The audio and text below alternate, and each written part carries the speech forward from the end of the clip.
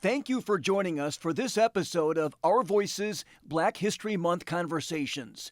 We hope these stories inspire you to uplift and celebrate diversity in all areas of life. To hear more inspiring stories, visit mgoblue.com.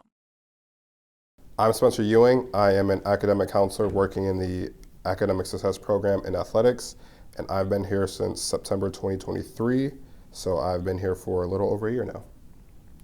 I'm Jordyn Harrison. I am a junior here at Michigan studying sport management, and I'm also on the women's lacrosse team. I'm a defender, and I've also been here a little over a year and a half. I started as a sophomore last fall.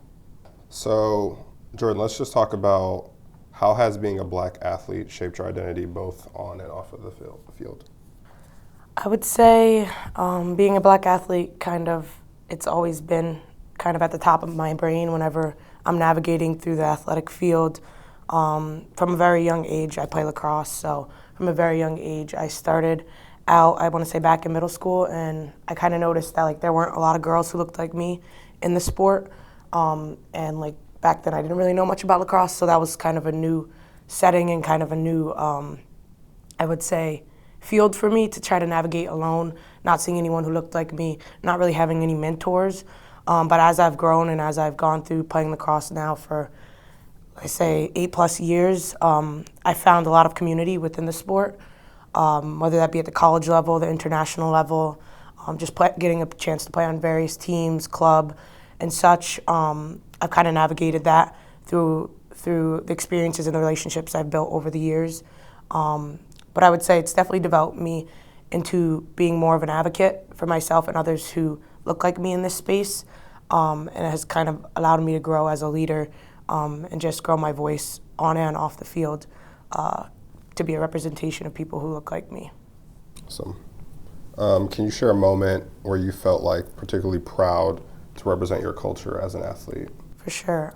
This past summer and the summer prior, I had the opportunity to play on the training team for the U20 development team for lacrosse, and during that time I noticed, again, I was in another space where there weren't a lot of women who looked like me, but I did an interview one of those kind of weekends when we were down in Maryland for training camps, and I did an interview there, and they had asked me a similar question, and just being in that space, playing at the international level, and being able to represent people who looked like me gave me a sense of pride and just joy to know that I'm creating a space where girls who are younger than me, who are at the elementary level, at the middle school level, high school level, have somebody like me they can look up to and see somebody who's playing successfully, achieving their goals in a space that wasn't maybe not primarily meant for them, but is doing that and creating a space for them. That's kind of inspiring to me and what keeps me going and motivates me on a day-to-day basis. So I'd say that's probably one of my proudest moments, just having the ability to create a space like that on an international level for younger generations to come. Awesome. And in what ways do you think the way you were brought up, how did that influence your perspective as a student athlete? I would say I was fortunate enough to have a lot of mentors growing up. The head of my club team was black, and he kind of mentored me throughout my whole kind of transfer and initial recruiting process. And he met me when I was, I was probably 13, maybe 12 or 13 years old. And he's somebody who's been in my life as another father figure to me since then, and still continues to be till this day. And he's motivated me. He showed me that I have a voice, a spot in this sport. And just my development as a young girl, he's always encouraged me, given me confidence, and has always been a big part of my support system in sports as a student athlete, but just outside of sports, just being the woman that I am today, and how I carry myself. He's taught me a lot through the experiences that I've had with him as a coach, but also off the field with just his support system and what he gives to me.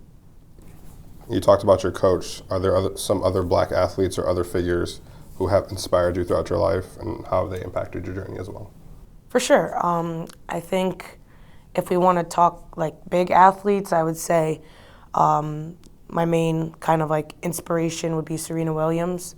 I haven't really dove into tennis that much personally, but in watching her and just seeing what she represents and the qualities that she holds, and just kind of the admiration that a lot of people who look like me and don't look like me have for her at such a high regard in a sport where black women weren't always flourishing in the past. I think that she's been somebody who's really inspiring to get me to where I want to be in the sport that I'm in, and have the representation that I have. But I think on a smaller level, when I was younger, I would look at athletes at UNC. There's a girl named Brooklyn who's currently a senior there, and I would watch her play and just kind of follow her on social media, as younger girls do, and just look up to her a lot because she was successful. But not only that, the way she carried herself on and off the field, I wanted to embody that when I got older. And now it's funny because we're friends. One of my best friends goes to UNC and is teammates with her, so I got to meet her. And I think that was a really cool experience, just seeing somebody who I wanted to be like for so long, getting to meet them and just kind of learn about them on a more personal level. I'll appreciate that moment and kind of the relationship we continue to build. The little texts we send each other, encouraging each other when we see each other shout out in a magazine or something like that. It's really, really nice to have that kind of bond with others who look like you in such a small circle.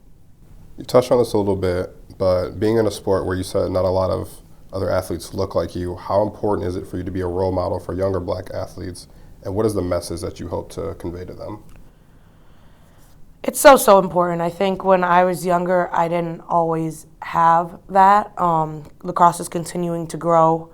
There's more clubs and kind of more clinics and things, volunteer clinics and things set up in areas where people are less fortunate and don't have the resources to buy a lacrosse stick or pay for extra kind of lessons and such. And so I think it's so important for me to represent and kind of advocate for areas like that, or people like me who have been in similar situations as to what I was in, just because I think that if I'm not going to do it, who is?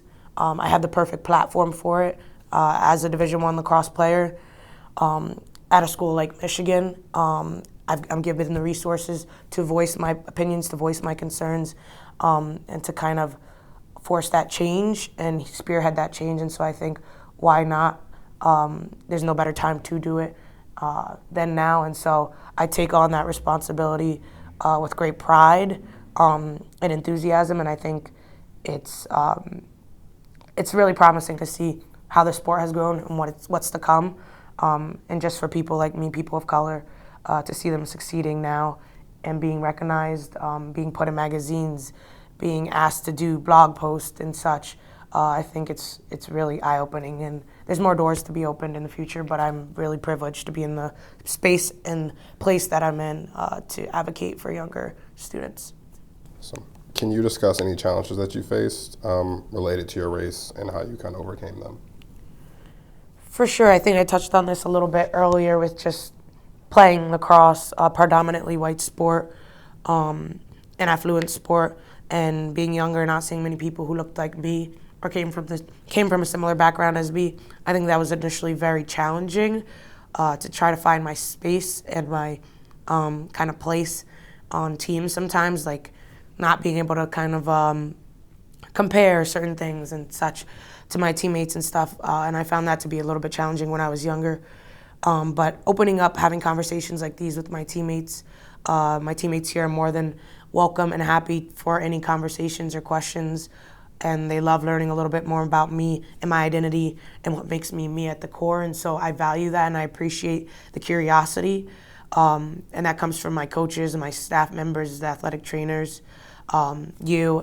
So I appreciate and I open up those conversations. And I think that's really allowed me to move and grow from those stages of where I didn't really see people who looked like me to now people are welcoming me for my own kind of identity, whether that may be different from where they're from or their background. I think those conversations have really allowed me to grow and find myself and find my place, especially here at Michigan, which I do believe that I have found. So that community definitely stands here for sure. Awesome. So what legacy do you hope to leave behind as a black athlete at Michigan, and what advice would you give to your younger self? I'll start with the question about my younger self. if I was looking back, I would say I would tell my younger self that I am where I'm supposed to be, and kind of the goals and dreams that I have for myself aren't too large. Like I said, they're right where they need to be. Because I won't lie, when I was younger, I would say that I probably was a little bit scared about kind of my future, and kind of dipping my toes into the lacrosse world. But everything happens for a reason, I believe. And I'm taking everything that has happened to me in my life and the experiences and the moments that I've had, and just kind of in reflection on them, just thinking about how they've made me who I am today. And all those little kind of fears that I might have had about not having people who look like me around, or just not having representation or things like that. I think as I've grown, I've taken that and flipped the switch and turned it into how I can create that for others. And I think through that, it's allowed me to grow as a person, and as an athlete and as a leader.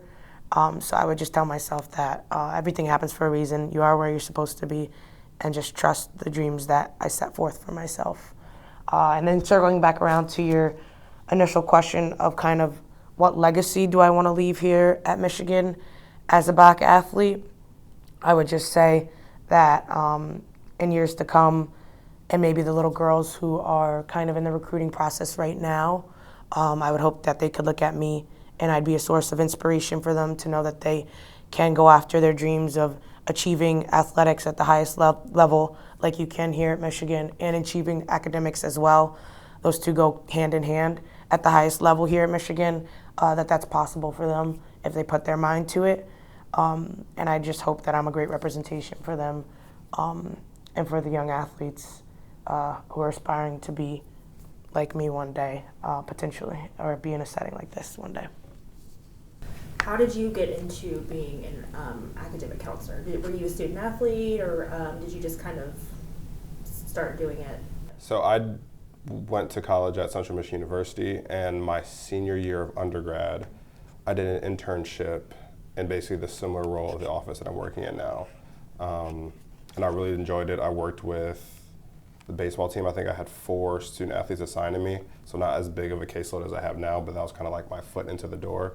Then I went and got my master's in sport administration, and then I think it was 2 months before I graduated, my old supervisor was leaving, and she told me that I should apply for the job just because, like, given the experience.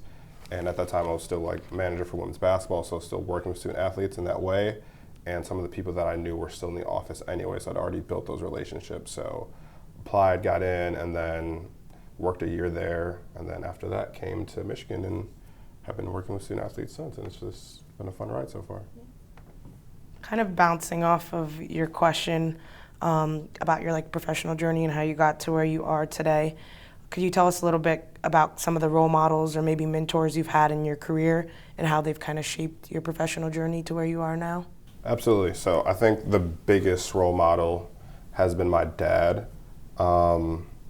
He's a police officer for the Detroit Police Department, and for as long as I can remember, he's been one of the hardest working people I've ever known in my life. Leaves early, comes home late, and that's just like to provide for my family and just doing things to the best of his ability, because everyone knows he's like a very hardworking person. He puts his all into his work, and that's kind of been some of the skills that have kind of rubbed off on me, even like some of the bad ones that he has, but we won't get into that. But just, I think the biggest lesson was whatever you're gonna do, do it full-fledged and give your 100% effort towards it. And me being playing basketball my whole life up until I got to college, I knew I wanted to stay in sports. So I was really looking forward to what are some careers that I can get into that, one, lets me stay around the athletic world, but also get a chance to work with student athletes. So that's kind of how I got into this academic counselor role. And then, yeah, my dad's been one of my biggest mentors and things like that moving forward. So that's great. Kind of following along the mentorship track, how do you feel like your role now allows you to kind of positively impact student athletes and potentially the broader athletic community? Because you probably act as a mentor to a lot of student athletes, I know myself included.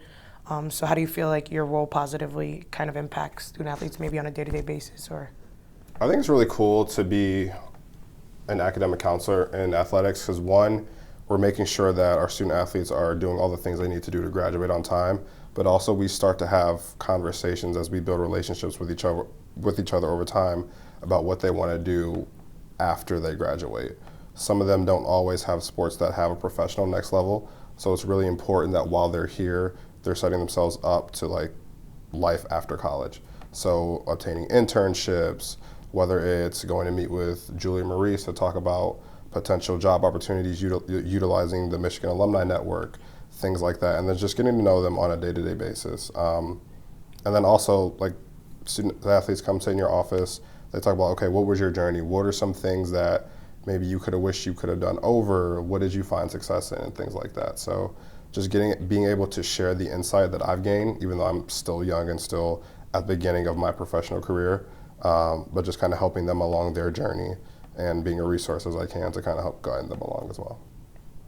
Now kind of like shifting gears more towards like an identity side, how important would you say that representation in your field is, and particularly for Black individuals in non-coaching roles, and also why do you think this matters kind of nowadays, just in the climate that we live in today? I think that's really important to have representation because it shows people that there's other ways to impact student athletes in ways that aren't always on the field or on the court or whatever your field of play may be. You can still have an impact on them professionally and personally just by building those relationships, because I still have people from when I was at Central Michigan that still text me once a month or just give me updates about like how life's going, asking for letters of recommendation, things like that. So I think in a way we are kind of coaches as academic counselors, but just not specifically athletically. So we still get to build those relationships with our student athletes. And then also, some of the schools you work at, a lot of the sports may be dominated by, you know, people that aren't, or student athletes that aren't of color. So just seeing like familiar faces or people that look like you in offices where you might not think that they'll be in could be a really big thing, and just making some people feel at ease to let them know that they're not alone. So, Kind of reflecting on the experiences you've had in this year and a half being at Michigan, could you tell us a little bit maybe about a time where you felt a strong sense of community among Black staff members or athletes at Michigan? Absolutely. So when I first got here in 2023, you kind of go through the whole first few months of kind of feeling things out and like learning new things on the job and trying to find out, okay, like kind of figure out like where your cliques are and who you can like relate with, talk with, and kind of build those relationships outside of work. Raquel being in the office with me and like right across the hall from me was a really big thing, just because she's a Black woman working in this field. And then as new people started to come in, like Brandy, who's an academic counselor, KD, who's an academic counselor, just seeing those familiar, even Maurice working in the Career Center, just seeing those familiar faces and being able to like go upstairs, talk with people, you know, shut the door, have some like personal conversations that, you know, you might not always thought you'd be comfortable to have at work, has been a really, really big thing. So, and just coming to work knowing that, you know, you have support of other people that look like you at a place like the University of Michigan is huge. So, working with some of the sports I have, like now I work with football, and that's a predominantly Black sport, but they have built their community up just because like they bond well, they spend so much time with each other. But like you, Jordyn, just seeing how you mesh well with your teammates, and even like seeing you outside your sport this summer when we went to New York for the career venture, that was really, really cool. So just seeing how people navigate, like student athletes navigate areas where they might not be as comfortable, and then also seeing myself do that as well has been really cool. Following up on that, I'm just curious to know kind of what impact do you hope to have or leave as a Black professional in athletics for both your colleagues and student athletes who you work with? Yeah, I think it's really important to build relationships with the student athletes and also the colleagues that you work with. We spend a lot of time with each other, so it'd be really, really hard if everything was like all work 24/7. So getting to know them on like a personal level, that way, you know, people feel comfortable coming into your office, joking with you, things like that, has been something that's really, really important. And that's something I learned from like mentors that I had at Central Michigan. Just being able to go sit down in their office for just hours at a time and just talk. And just hoping that some of my colleagues or student athletes that I work with feel comfortable enough to do that with me from time to time if they need to do that as well. So that's something that I found really, really huge, and I kind of hope to have that impact on others in whatever community that I join around them. So. Thank you for joining us for this episode of Our Voices Black History Month Conversations. We hope these stories inspire you to uplift and celebrate diversity in all areas of life. To hear more inspiring stories, visit mgoblue.com.